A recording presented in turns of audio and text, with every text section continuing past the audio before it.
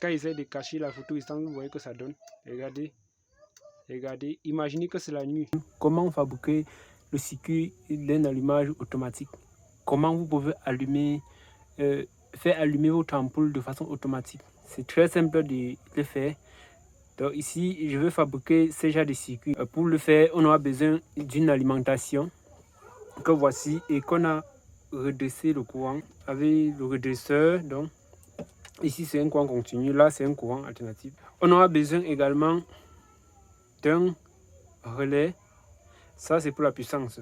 On aura besoin d'une fiche pour tester une ampoule. Et ça, c'est toujours pour de la puissance. Donc, je mets ici pour que ça ne puisse pas encombrer. Maintenant, on présente nos composants électroniques de faible puissance. Notre composant magique ici, c'est la photorésistance. Donc, on aura besoin d'une photorésistance. Ensuite, on aura besoin d'un amplificateur opérationnel. La LM358. On aura ensuite besoin d'un transistor BC547, c'est la référence. Donc, je vais vous expliquer le reste dans un peu plus long dans la vidéo. Donc, le 1, c'est la sortie. 2, c'est l'entrée iPod moins.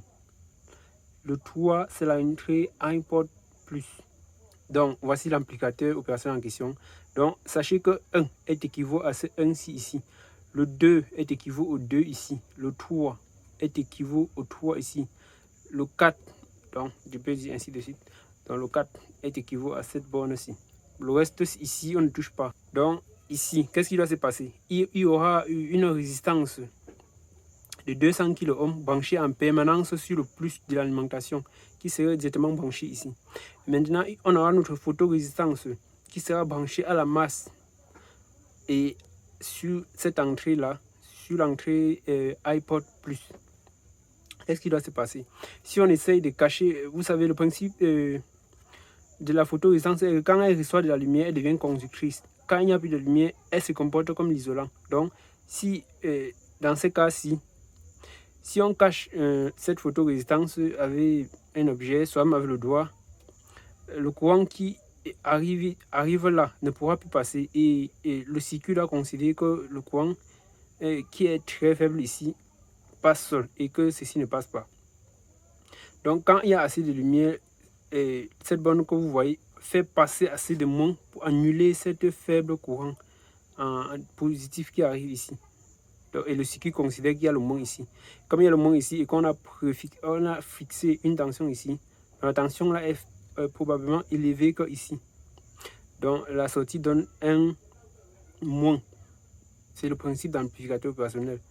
Si la tension est élevée au moins, alors la sortie serait moins. Si la tension est élevée au plus, alors la sortie serait plus. Si la tension est égale entre ces deux bornes-ci, la sortie serait plus à considérer le plus. Donc on aura une tension ici de 0,21 volts.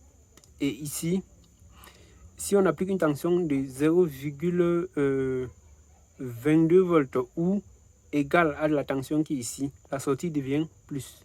J'espère que vous comprenez parce que c'est un peu difficile à expliquer. Donc si on veut expliquer, on doit perdre beaucoup de temps. Si on veut expliquer de façon... je vais dire quoi? On veut expliquer de façon détaillée, on a perdu tout le temps. Alors la vidéo serait très longue. Excusez-moi. Maintenant, on a ici un transistor. Ça, c'est un transistor BC547, comme j'ai dit. L'émetteur sera branché comme ça sur le relais, sur l'une des bornes de la bobine du relais. Et le collecteur serait branché directement au plus d'alimentation. Et la base serait branchée à la sortie d'amplificateur opérationnel via une résistance de 1 kΩ. Maintenant, la diode-ci est là uniquement pour la protection. Au moment de l'activation de au moment où le courant doit passer entre le transistor et le relais, il y aura un courant inverse qui doit nuire au circuit. Que si cette diode n'est pas là, elle doit cramer le transistor, cramer l'amplificateur opérationnel. Donc cette diode est là pour protéger ces deux composants-ci. Maintenant, voici la partie puissance. Une fois, vous savez que le relais peut communiquer de la puissance. Donc quand le courant passe dans cette bobine, elle crée le champ magnétique. Et le champ magnétique attire la palette qui est en fer. Et la palette en se collant ici, ça fait un mouvement qui colle le contact. Maintenant, vous pouvez voir, distinguer les courants du circuit de puissance. Donc on peut appeler ça circuit de puissance, comme vous voyez. Ça commence là, ça arrive à l'ampoule, ça ressort là. Mais ici, le contact est ouvert. L'ampoule ne pourra pas s'allumer. Ça va attendre que le circuit fait son travail. Ensuite, le relais s'activera et rétablira le contact. Bref, on doit rester avec le schéma près de nous. Si vous voulez prendre de notes, vous pouvez aussi mettre pause. Je pense que les explications sont assez longues. Maintenant, on doit commencer avec, je mets comme vous pouvez voir. Si vous voulez prendre note, vous prenez. Vous pouvez aussi mettre pause pour prendre note. J'espère que vous voyez. On a commencé avec la soudure des composants. Je vais commencer par la photorésistance. Donc, je vais monter et... Bon, je vais commencer à monter. Si je vais monter avec vous, la vidéo serait très longue. Donc, je vais commencer à monter. Ensuite, on se retrouve à la fin pour que je puisse finir et tester pour que vous voyez. Je vais commencer par monter la photorésistance. Vous voyez sur le schéma comment elle est montée. Donc, ce que je vais faire, je vais commencer par repérer l'encoche. C'est très important pour se repérer dans le circuit. Donc l'encoche est en haut. Je sais que la borne iPod plus se retrouve en troisième. C'est la borne 3. Donc je ne me suis pas trompé. Je vais souder l'une des pattes. Sachez que c'est un composant qui n'est pas polarisé. Peu importe le sens que vous soudez, quel côté vous soudez, elle doit fonctionner. Elle n'est pas polarisée. Donc je vais souder. Voilà.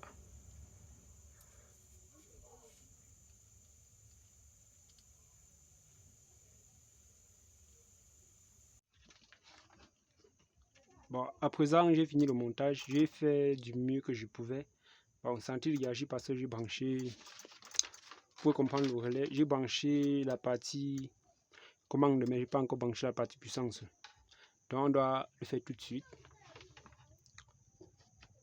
Donc, je viens de brancher la partie puissance. Donc, j'ai du secteur qui traîne ici. Donc, j'ai du secteur qui traîne ici. Il ne faut pas, voilà. Quand ils essaient de cacher la photorésistance, vous voyez que ça donne. Regardez. Regardez. Imaginez que c'est la nuit. Donc je cache de la lumière. Quand il ne reçoit plus de la lumière, voici la photorésistance sur le schéma. Quand elle ne... Pardon. Ça se met à bégayer. Donc, quand on cache la photorésistance, cette partie-là qui prend du plus à la borne plus, arrive là, il donne directement du plus là. Donc, quand on cache la photorésistance, elle devient... Donc elle reste isolante. Et... Pardon. Qu'est-ce qu'il fait? Et le courant qui arrive là peut passer sans problème. Donc l'amplificateur opérationnel considère qu'il y a du 12 volts ici par rapport à 0,21 volts qui est ici. Donc elle devient plus et donne du courant à la base du transistor qui donne du courant ensuite à un courant plus puissant dans la bobine qui crée un champ magnétique et qui attire la palette que vous voyez là.